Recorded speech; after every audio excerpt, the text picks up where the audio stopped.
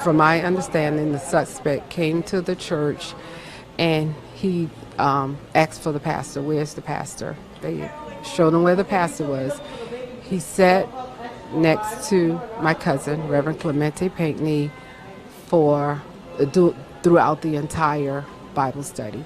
At the conclusion of the Bible study, from what I understand, they just start hearing loud noises just ringing out.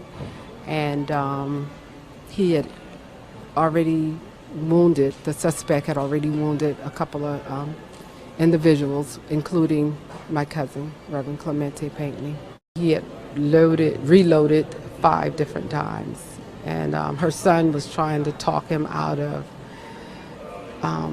doing that act of killing people. And he just said, I have to do it. He said, you rape our women and you taking over our country. And you have to go. He was just so nice, kind. We have family reunions every year.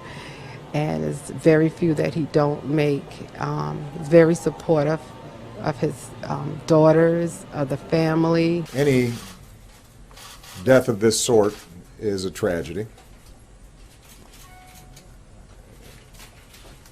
Any shooting involving multiple victims is a tragedy.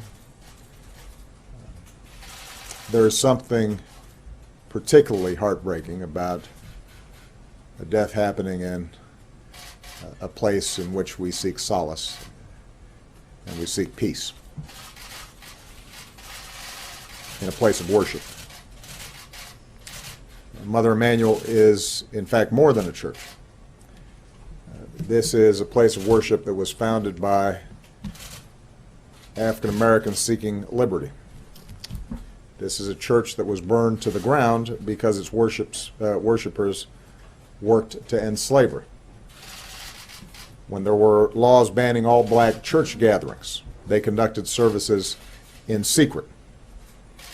When there was a nonviolent movement to bring our country closer in line with our highest ideals, some of our brightest leaders spoke and led marches from this church's steps. This is a sacred place in the history of Charleston and in the history of America. I've had to make statements like this too many times. Communities like this have had to endure tragedies like this too many times. We don't have all the facts, but we do know that, once again, innocent people were killed in part because someone who wanted to inflict harm had no trouble getting their hands on a gun. Now is the time for mourning and for healing. But let's be clear. At some point, we as a country will have to reckon with the fact that this type of mass violence does not happen in other advanced countries.